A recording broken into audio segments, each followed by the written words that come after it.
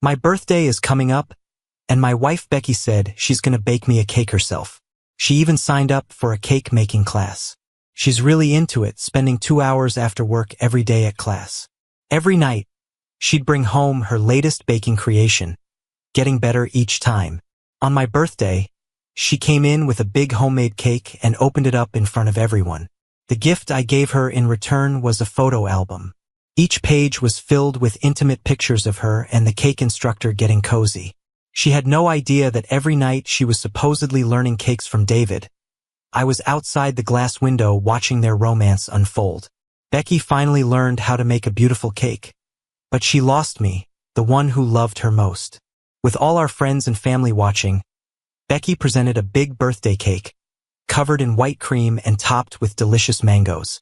Everyone clapped and cheered. Becky is such a wonderful wife, making this cake herself. I heard she's been learning for a month. Edward is so lucky to have married such a wife. Becky blushed and looked at me. Honey, make a wish and blow out the candles. I looked at her, holding a gift box.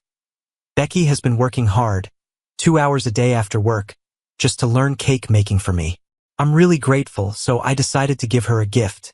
Everyone laughed. You two are hilarious, spreading the love around endlessly. Becky playfully looked at me. You still got me a gift, huh? What is it? She gently untied the bow, and the box unfolded, scattering its contents all around like snowflakes. What is this? Just photos. Who's the guy she's hugging with Becky? Isn't that David, Becky's ex? How come it's all intimate photos of them at the cake shop? Wow, that's shameless. Friends picked up the scattered photos, whispering among themselves. Becky's face turned white, and she grabbed the photos from their hands. Don't look. These are fake. But there were too many to collect them all. The room went silent. Sensing the awkward tension, the guests made up excuses to leave until it was just Becky and me standing in the living room. Becky didn't know that every night she learned cake making. I was outside the workshop watching through the big glass windows as she and David got close. For a whole month, I watched David hold her hand, spread cream on the cake with tender affection, saw him feeding Becky strawberries from his lips, watched Becky smear cream on her finger and then on David's lips, saw them laughing and passionately kissing. Becky, in those 30 nights, looked different than in our 5 years of marriage, soft and charming. Her smile lasting until 10 p.m. when she'd leave the workshop. No, more precisely, when she'd leave David to return to me, she'd leave her smile there and bring back coldness. Becky's face turned pale as she frantically tore up the photos. Honey, listen. This is a misunderstanding. The cake on the table lay knocked over, creating a mess. I picked up a photo of them kissing and showed it to her. Becky, what sort of misunderstanding allows a married woman to embrace and kiss another man every night? Oh, and even dance closely? Does David's cake shop also teach married women to dance? Do his students know he has so many hobbies? I tossed the photos in her face. Can you explain this? Becky's face was red. Edward, I really wanted to learn how to bake a cake for you. And what about you? Spying on and taking photos of me? She got more emboldened. You don't trust me? Have you thought about how I feel? I made a cake for you and you doubt me and David taking these photos purposefully? I laughed in disbelief. She went to learn cake making after work, and feeling sorry for her, I wanted to pick her up, only to see them hugging outside the window. I knew David was back in town, but I didn't know she'd be with him every night. I looked at her, my heart in knots. Becky, did you care about my feelings when you betrayed our marriage? Making a cake for me was just an excuse to meet David, right? After all, if it were truly for me, would you really make a mango cake? I'm allergic to mangoes. Did you forget? But of course, you'd remember what David liked.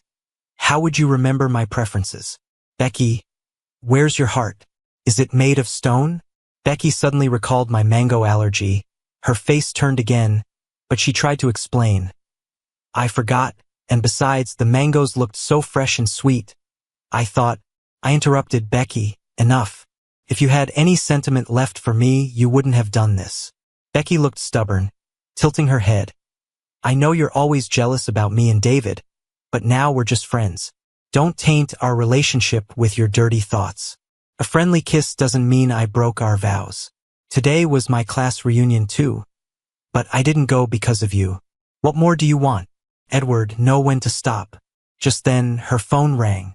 I knew it was David because that was the special ringtone from their college piano duet, thinking I wouldn't know. Every time David called, the music would remind her of their sweet times. She answered the call, then looked at me coldly. You happy to ruin your birthday party? Think things over. As the party's messed up and you don't even want to celebrate, I'm heading to my reunion. Don't wait up. With that, she grabbed her bag and slammed the door, leaving the room in chaos. I collapsed onto the couch, listening to the sound of a car driving away outside. I covered my face, letting the tears slip through my fingers. I knew David was Becky's true love, the one she couldn't have. They broke up because her parents disapproved, but then they met again a few years after getting married. When she ran into David on the street, her hand quickly slipped off my arm. She looked at David with a shy smile like a schoolgirl and introduced us with a hint of awkwardness and unwillingness. It was as if she was afraid David would find out I was her husband. But the light in her eyes when she looked at David told me just how much she loved him and how indifferent her feelings for me were. There were a few class reunions later, and Becky always found an excuse not to bring me. She said, no one else is bringing their spouse. It'd be awkward if I did. But then I saw on her social media that her classmates brought their partners. Only she and David went solo, sitting closely together like a genuine couple, clearly in love. Afterward, I stopped asking if she wanted me to come along because I knew the answer would be no. I didn't want to embarrass myself anymore. But seeing the photos of her and David cuddled up together, I held back my anger and asked her, why do you always sit next to David, even holding each other? Someone might mistake him for your husband. Becky impatiently replied, don't overthink it. You don't know my classmates. What would you talk about with them? Most of them are teachers and professors. Do you want to talk business with them? I was so mad my face turned red. What about David? Does he discuss how to make cakes and chocolates with them? Becky snapped, he's just doing that temporarily. You have no idea how talented he is, so don't talk nonsense. Yeah, in her eyes, David is perfect. His failed investments were just bad luck. Leaving the teaching profession was because he had bigger dreams, and making cakes was a sign of his cultured and refined demeanor, embracing a slow-paced life. Every choice David made was ideal in her eyes. But no matter what I achieved, the best I got from her was, besides business, what else are you good at? Midnight. My birthday was over, and Becky hadn't come home. I thought about calling her, but saw a new notification in her social feed. I opened it. It was filled with photos from the class reunion. A grid of 9 photos, all of her with David. She chose pictures from college, post-graduation, showing the passage of time and their changes. But every photo showed an unchanged scene, them together arm in arm. In the very center, there was a photo of David and Becky by a fountain, with David kissing her forehead and Becky holding a bouquet of roses. She captioned it, a scene I've imagined 1,000 times in my dreams. The comments below were full of praise. The golden couple from our class. Seeing you two still so in love is nostalgic. The moment David kissed Becky reminded me of that romantic night after college graduation. Seeing them together makes me believe in love again. The thought that sometimes love doesn't end up together is such a pity. You guys have to be together. Becky replied in the comments. No matter what, David is always the love of my heart. I couldn't help but laugh. How ironic. Becky knew I loved her so much it put me in the dust. She took advantage of that, openly showing her feelings for another man. She knew I'd never leave her. Even if I got mad, a little coaxing from her would have me running back. I couldn't resist commenting on Becky's post. You've come this far, why not just get married? I put down my phone, exhausted, looking at the home I'd built with love and laughter, now feeling like a joke. I sent a message to my secretary. Get ready to expand the branch office, starting in 3 days. I got up and packed my things into a suitcase. My company had always planned on expanding into City B, but certain circumstances required me to go too. I'd been hesitant because I couldn't bear to leave Becky. Home always came first in my life, but now it seemed pointless. I was woken up by the sound of things being thrown. Becky stormed in, fuming. "Edward, are you crazy? What nonsense did you spout in my social feed last night? Do you know how much trouble you've caused David?" My foggy brain slowly cleared, and I remembered my comment on her post. I threw off the covers and got out of bed. "What? Is he unhappy with my comment?" Becky's eyes burned with anger. "What were you thinking? You put me and him in a bad light. What are we doing that's so shameful? Delete that comment right now and apologize to David. My parents have been blowing up my phone. You've caused this mess. Fix it. Do you know how awkward David was at the reunion because of you? Delete the comment immediately." She grabbed the phone from the bedside and tossed it at me, hitting my forehead. I felt dizzy as a warm stream trickled down. Touching it, my hand came away bloody. A gash on my brow dripped blood. A disturbing sight. Becky was shocked, stepping back, muttering, "Why didn't you dodge? If you hadn't commented, I wouldn't have been mad enough to throw it. It's not my fault." I was speechless. Feeling like gravel filled my throat. Why did I love a woman who held another man in her heart and eyes? Pressing a clean towel to stop the bleeding, I looked at her. "Becky, you love David so much. I'll let you two be together." I turned and slammed the door behind me. The gash on my forehead was deep and needed 5 stitches. The doctor said it's okay. For guys, scars aren't a big deal. Your wife won't mind, right? I forced a smile. She probably wouldn't care. She's the one who tossed it, then left, leaving the doctor speechless. Just as I stepped out of the ER, Becky and David rushed toward me. Becky stopped me. "I can't drive, so I got David to bring me here. How's your wound?" I tried to get past her, heading out, but David blocked my way. "Edward, Becky didn't mean it. She was terrified when she called me, crying the whole time. You're not gonna hold it against her, right?" Becky looked at me with tearful eyes and said, "If you had just apologized, I wouldn't have gotten so mad. I wouldn't have thrown anything. How was I to know you couldn't dodge a simple cell phone?" I halted and stared at them, with David half embracing Becky, and I shouted out, "You want me to apologize to a man who was making out with my wife?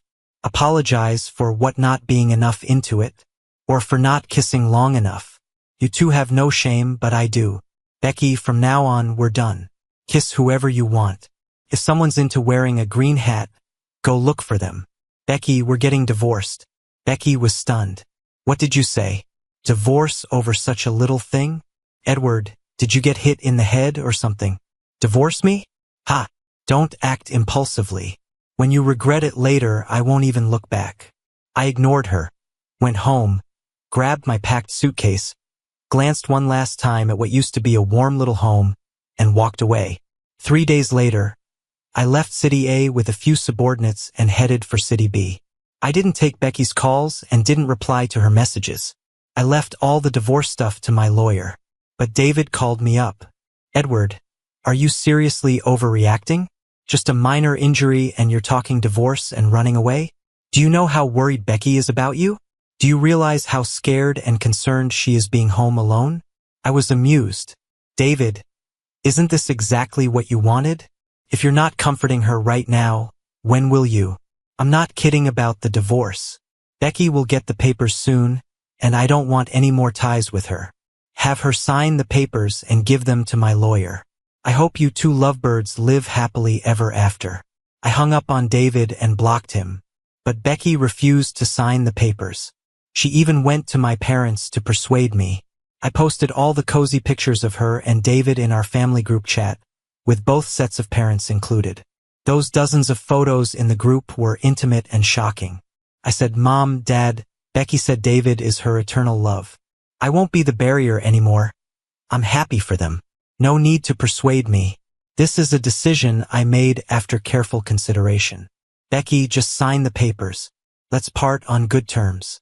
Continuing this won't do you any good." Becky's school was soon up for evaluation.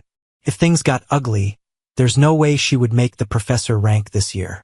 She texted me, "Edward, I didn't cheat. I didn't sleep with David. We're innocent. Come back, we should talk." I replied, "Becky, betrayal doesn't always involve a bedroom. Your actions just disgust me. I don't want any more ties. See you on the divorce day. Becky finally signed the divorce papers. A month later, I flew back from City B to finalize the divorce.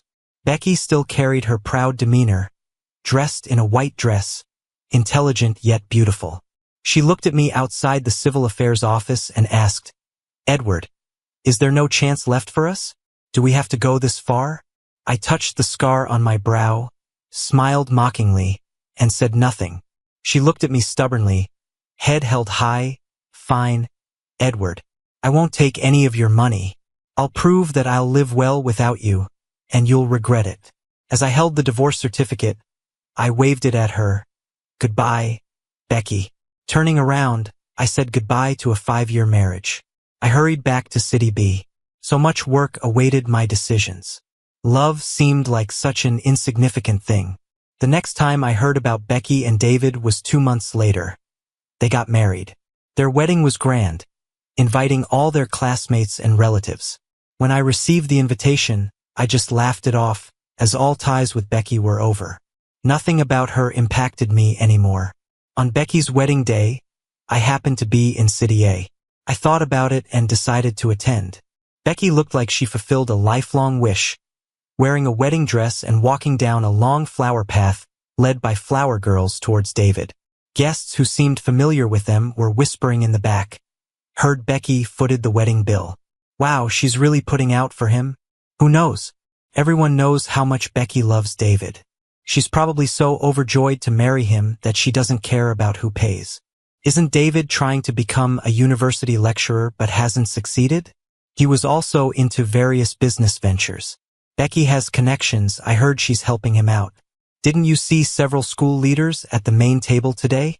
I quietly listened from the front, seeming that Becky really does have a romance brain. We'll now have the couple exchange rings. The MC loudly declared from the stage, marking the wedding's climax. Wait a second. Someone interrupted the ceremony. Everyone turned to see a woman with a child, dressed appropriately with a graceful demeanor. She smiled apologetically. "I'm sorry for the intrusion. I had no other choice but to find David here because he wouldn't answer my calls." Becky eyed her with suspicion. "Who are you?" The woman leaned down, whispering softly to the child. "Didn't you say you haven't seen Daddy in a long time? Go to Daddy now." The little girl, around 3 or 4 years old, looked at David and happily jumped towards him. "Daddy? Nyenya missed you so much.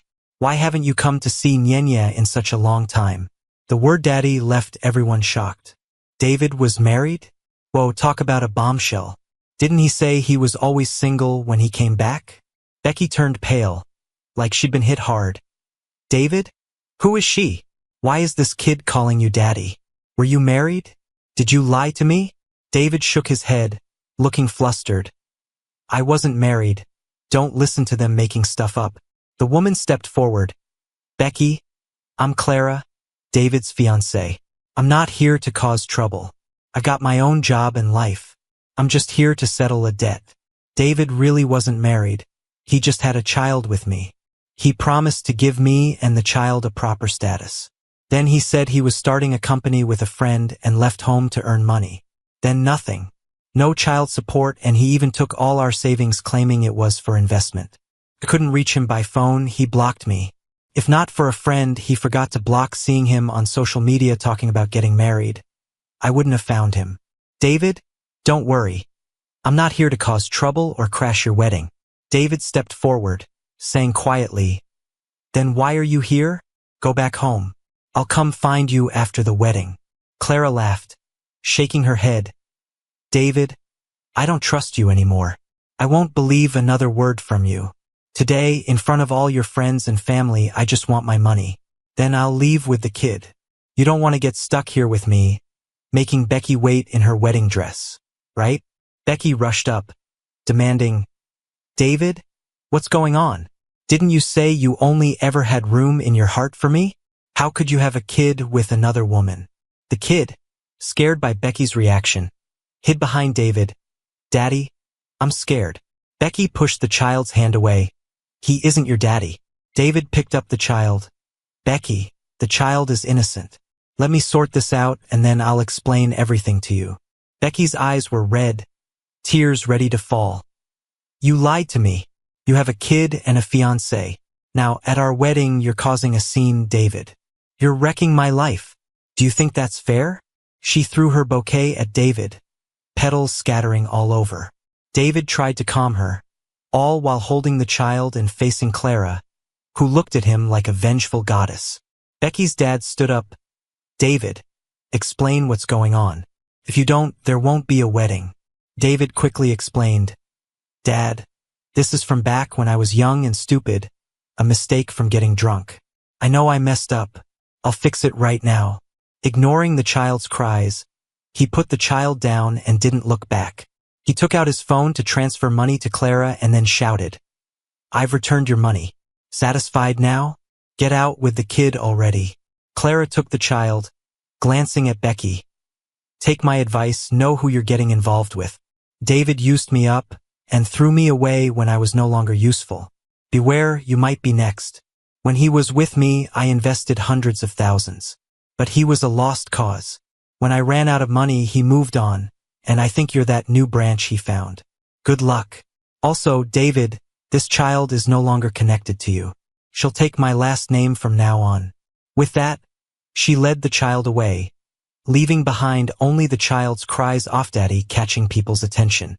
David apologized softly to Becky. I'm sorry, honey. It was a mistake from when I was young, drunk, and mistook her for you.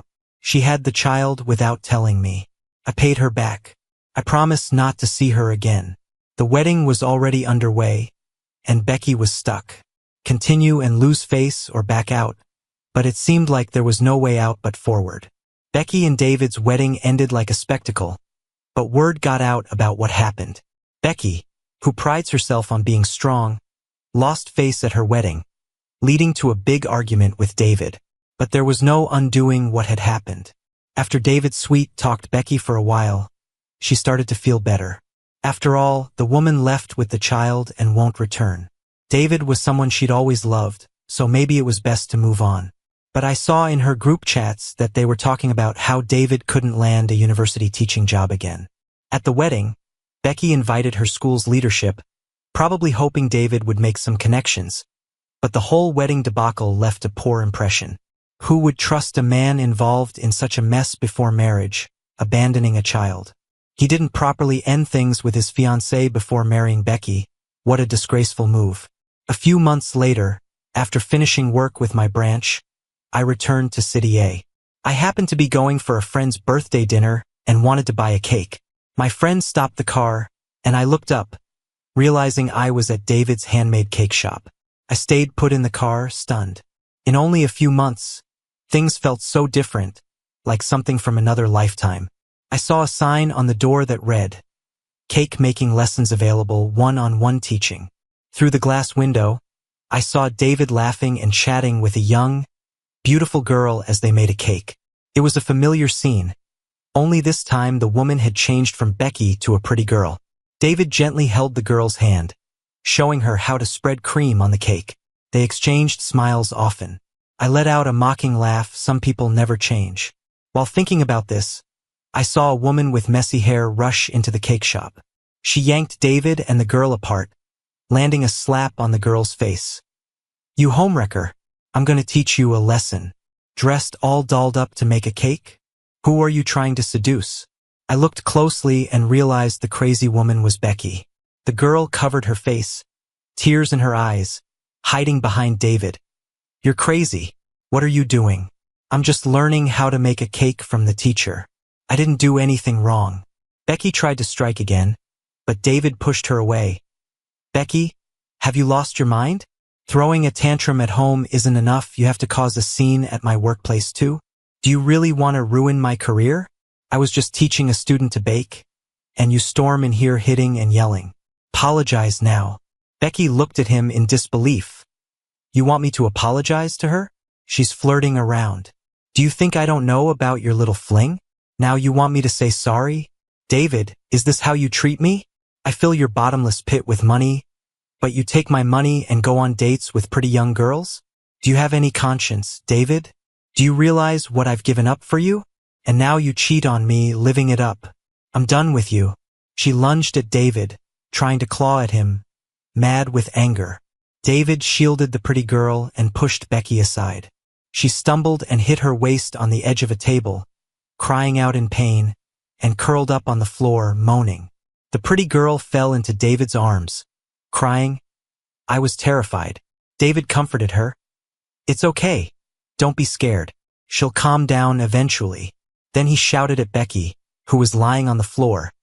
You're paranoid every day, checking my phone, following my schedule. I'm your husband, not a prisoner. Who could stand being married to you? Becky couldn't sit up, crying out in pain. David, call an ambulance. My stomach hurts so badly. David was unmoved. Stop playing the victim here. Thinking I won't blame you then? You've ruined my business. I'm not letting this go. I watched Becky lying there, groaning, and walked in. Becky saw me, her eyes lit up, and she reached out to me. Edward, help me. I looked at David. As an outsider, I'd say you should call an ambulance. She looks like she's bleeding. The sight of blood on the floor made Becky's face pale, and David froze in place. The ambulance arrived swiftly. Becky clutched her stomach as they lifted her onto the stretcher. David was lost, so I pushed him onto the ambulance, heading for the hospital. Becky was pregnant. After David pushed her, she began bleeding and was rushed into the emergency room to see if the pregnancy could be saved. When Becky was out of surgery, the doctor looked sternly at David. Wasn't the family aware of this? She's pregnant with twins. It's not yet 3 months, and the pregnancy is still delicate. How could you let her fall? Becky woke up, saw David, and turned her face away. David, full of remorse, held her hand. Honey, I was wrong. I shouldn't have laid a hand on you. I'm an idiot. I almost harmed our baby. Honey, you're having twins. I'll make it up to you. I promise I won't upset you anymore. Maybe I'll stop taking on female students. How about that? My interaction with that student was only a little close. But you must believe me, I didn't cheat on you. Really? Check the shop anytime if you don't believe me. Becky's heart softened, about to forgive him, until she noticed a lipstick mark on his collar. Her anger flared, and she slapped him across the face. David, you disgust me. Teaching cakes. Huh? Teaching how? Straight to the bed like you taught me? David was stunned by the slap. Hearing her yell, he pushed her hand away. What nonsense are you talking again? Becky pointed at the lipstick mark, sobbed, and shouted. Is this what you call close? David, I'm so disappointed in you. I got you into that teaching job, found connections for you, and you still managed to get entangled with a student, having your photos posted online and getting expelled. My job was affected because of these connections, and now it's suspended. I let you bake cakes and you fool around with students. You've drained all my money. Don't come home anymore. I regret everything. Was Clara right? Once I've served my purpose, you're ditching me for better prospects? David took a step back, coldly watching her as she screamed frantically. I think your emotions are unstable because of the pregnancy. Becky, you have 2 kids to think about now. What do you plan on doing? Divorce? Be a single mom? If you divorce again, that'll be twice. I don't care. But you, a woman with 2 divorces, who's going to want you?